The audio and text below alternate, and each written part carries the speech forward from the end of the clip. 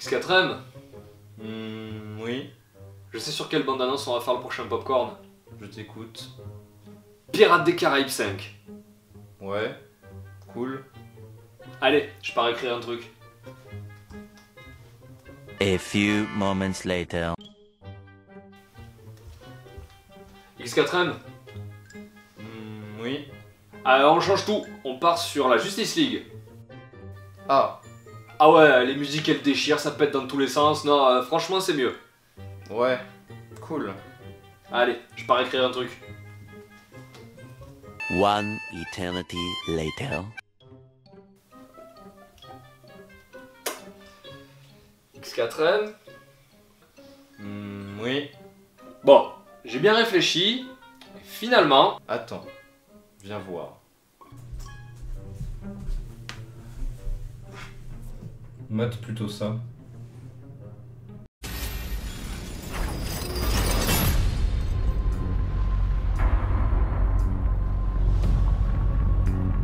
Je sais ce que vous pensez. Comment c'est arrivé? Eh bien, c'est une longue histoire.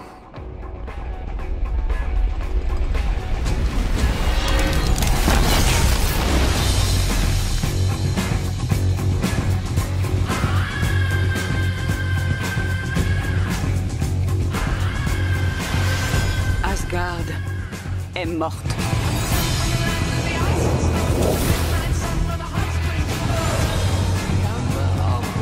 Salut!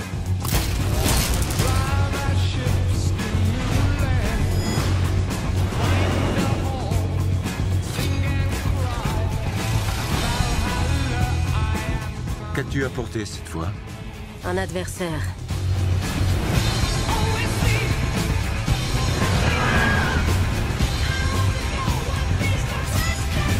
Que le spectacle commence.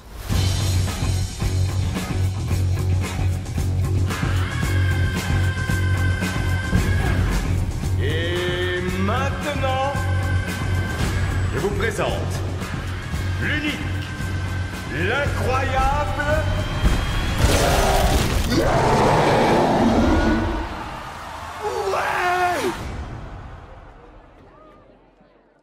On se connaît bien! C'est un collègue de travail! Oh, c'est pas vrai!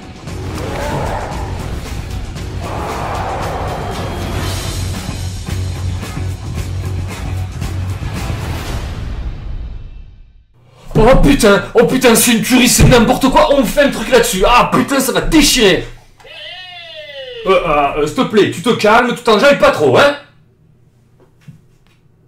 Salut à tous les petits gloutons et bienvenue dans Popcorn, l'émission qui dissèque les bandes annonces. Coucou. Alors le sketch du début, il est pas si innocent que ça. Figurez-vous qu'on a longtemps hésité pour savoir quelle bande annonce on allait vous montrer ce mois-ci. Mais c'est le cœur qui a parlé. Nous sommes ensemble aujourd'hui pour Thor Ragnarok, troisième volet des aventures de notre dieu nordique préféré. Alors avant toute chose, j'ai horreur des films Thor. Ils sont dégueulasses. Alors autant je trouve le perso plutôt bon quand il évolue avec les autres Avengers, autant les stand-alone me font chier. Mais alors chier. Mais alors du coup, vous allez me dire, mais pourquoi il a choisi cette bande-annonce pour faire son popcorn? Bah ouais, c'est complètement con. Eh ben figurez-vous que là, j'ai la hype. Et pour plusieurs raisons que nous allons voir ensemble. Avant toute chose, on va resituer les choses dans leur contexte. Et oui, on sort la timeline. Et oui, je vais me faire chier en post-prod. Tout à fait, et c'est parti. Thor Ragnarok se situe donc dans la phase 3 de l'univers Marvel partagé, entre les Gardiens de la Galaxie 2 et Black Panther. Au niveau du transmédia, le film est censé nous apporter des réponses sur la situation de Thor et de Hulk durant la Civil War. Et oui, parce que pendant que tout le monde se foutait sur la gueule, eh ben eux... Visiblement, on se foutait sur la gueule aussi. Ben ouais. Mais du coup, ben on va savoir pourquoi. Alors ce qui nous frappe quand même, c'est que cet épisode a l'air d'avoir subi un putain de lifting, sûrement pour nous faire oublier les deux précédentes purges. Du coup, eh ben on garde tout ce qui marche dans la série Thor, à savoir Thor et Loki, bien évidemment. On va pas se le cacher, hein. Loki, c'est LE meilleur perso de la licence, porté par un acteur extraordinaire, Donc c'est normal qu'à chaque fois, il soit reconduit. Bon, et ensuite, casting de fou. Alors déjà, vous me dégagez Nathalie Portman, hein, voilà, merci, c'est cool. Putain, celle-là quoi. Et puis vas-y là, envoie-moi du Anthony Hopkins, du Kate Blanchett, du Jeff Goldblum, du Idris Elba. Ah putain, tous ces noms là, ah ça fait du bien. Mais pas Nathalie Portman. Et bien évidemment, Mark Ruffalo et Benedict Cumberbatch. Si. Et oui, parce que si t'as maté la dernière scène du Doctor Strange, tu sais qu'ils sont amenés à faire équipe. Et ça, c'est plutôt bon. Mais du coup, on est un petit peu rattrapé par le syndrome Avenger, Civil War, Defenders, enfin, vous l'appellerez un petit peu comme vous voulez. À savoir qu'on réunit quand même beaucoup de monde. Ici, 3 héros principaux quand même, Hulk, Thor, Doctor Strange, toute cette concentration pour sauver une licence qui est quand même en perdition. Moi le premier, je suis hypé, y a pas de souci.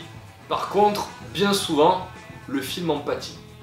Du coup, on va regarder ensemble cette bande-annonce pour savoir si oui ou non, on ira manger les popcorn devant Thor Ragnarok.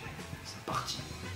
Alors ça commence avec une bonne grosse galère, une bonne PLS là. Alors Thor il a enchaîné, il est dans un abysse un petit peu inquiétant, il a l'air d'avoir perdu ses pouvoirs. Ah, c'est très original ça, hein. C'est le postulat du premier film. Ensuite, t'as l'arrivée de la méchante. Et alors là, t'as une Kate Blanchett de toute beauté, et méconnaissable surtout. Et là, d'entrée, ce qu'on te met en avant, c'est la puissance de l'antagoniste. Là, on te montre donc apparemment, et là, c'est la déesse de la mort, là, un truc comme ça. Elle brise Mjolnir d'entrée, pour t'expliquer que, ben voilà, là, t'es sur du gros méchant, c'est au-dessus de Loki, c'est au-dessus de Malekith. En même temps, on est dans la phase 3, là, il faut monter en gamme, et là, ben, ça met direct Thor en PLS. Donc au final, Asgard est détruite, Thor est obligé de se barrer. Alors, dans l'univers Thor, ça commence à faire chier qu'on va pas à Asgard, parce que franchement, vu les moyens qui sont mis en œuvre pour nous représenter la cité, qui est juste magnifique, bah, c'est dommage qu'on la voit pas plus. Parce qu'au final, dans le 1, il est banni, dans le 2, bah, voilà, dans le 2 on la voit, ouais, voilà. Et dans le 3, elle est détruite. Bah, c'est dommage. Ensuite, Thor, qui n'a plus de pouvoir et qui est un petit peu blasé, il se fait capturer par des gens avec qui il semblait vouloir faire copain-copain. Mais surtout, on insiste sur le fait que sans son marteau, il fait quand même moins le malin, Thor. Et là, on voit débarquer Jeff Goldblum. Alors lui il a le nez creux, hein. Il est dans tous les meilleurs projets du cinéma. Independence Day, Jurassic Park, ou Jurassic World, parce qu'il va tourner dans le 2, et maintenant dans Thor. Mais bon, ça fait quand même plaisir de le voir. Hein, souvenez-vous de la bouche. Ensuite, t'as un gros défilé de tous les personnages que vous allez entrevoir dans le film, en mode grande bataille, et surtout en tête de gondole, Loki, en mode beau gosse trop stylé, ce qu'il fait dans tous les films. Mais voilà, donc de la baston, grosse bataille, beaucoup de persos, gros catalogue, on est sur du Civil War. En marge de ça, il y a un délire de combat dans une arène, où en fait on voit débarquer Kratos. En fait non, c'est pas Kratos, c'est bien Thor. Ensuite, il y a Thor qui s'apprête à se battre dans une arène en délire. Donc combat de gladiateurs, là on a sombré dans Spartacus. Je me suis dit c'est une bonne référence. Alors le costume avec lequel on voit, bon il est quand même très discutable, hein, on va pas se mentir. Mais je trouve qu'il symbolise à lui tout seul le virage un petit peu kitsch que la licence prend. Je m'explique. Thor, c'est super kitsch comme univers. Voilà, on a quand même un mec, un dieu nordique, il a une cape rouge, il a son marteau, il a le casque avec les ailes et tout. Je suis désolé, vous pouvez pas prendre ça au sérieux. Donc au bout d'un moment, de vouloir traiter Thor avec le plus grand sérieux du monde, c'est pas possible. Et là, visiblement, on assume d'y injecter une bonne dose de what the fuck, une bonne dose de ref. Eh ben, je trouve que c'est peut-être la décision la plus sage qu'ils ont prise pour la licence. Je peux pas trop le dire maintenant parce qu'il est sorti depuis pas longtemps, mais une autre licence qui a pris ce parti, et franchement ça lui a bien réussi. Et là, on va débarquer Thrall. Ah ben, non. Non, c'est Hulk. Bah, décidément, c'est connoté. Donc, il y a Hulk qui combat dans une arène en tant que gladiateur au fin fond de la galaxie. Ah, ils vont se régaler pour nous expliquer ça. À moins que, on s'inspire grandement du comics Planet Hulk, qui est grandement plébiscité par les fans du gros monstre vert. Et là, eh ben, ça devient plutôt une bonne idée. Parce que c'est vrai que l'histoire elle est sympa.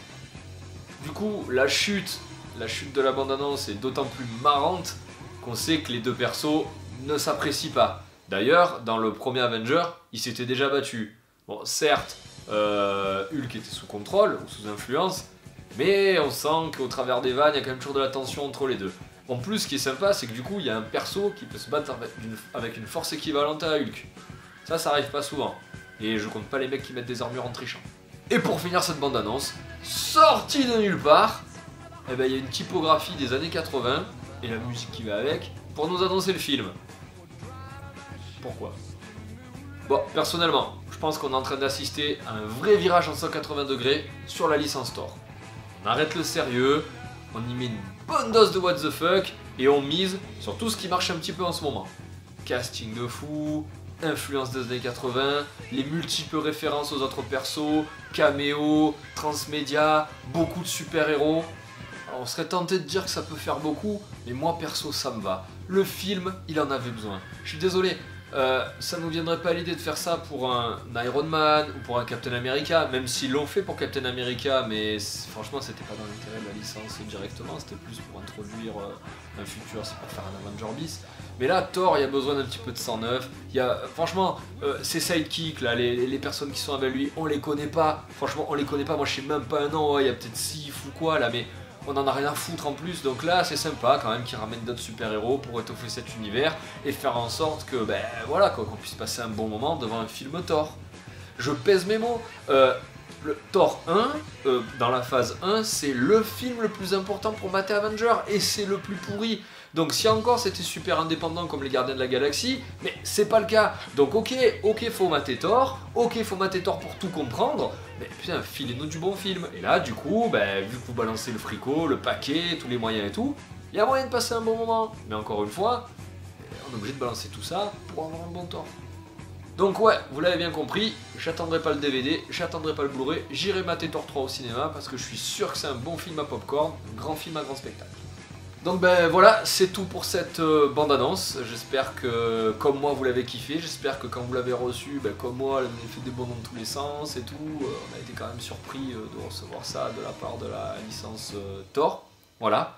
Donc écoutez, n'hésitez pas à continuer à nous suivre hein, pour d'autres bandes annonces. Écoutez, ça change tous les jours, j'ai plein d'idées, j'ai plein d'envies, mais chaque fois on sait jamais sur quel film on va partir. Mais c'est ça qui fait aussi la beauté de l'émission. D'ici là, je vous fais de gros bisous et je vous dis à bientôt pour un prochain popcorn. Ciao ciao.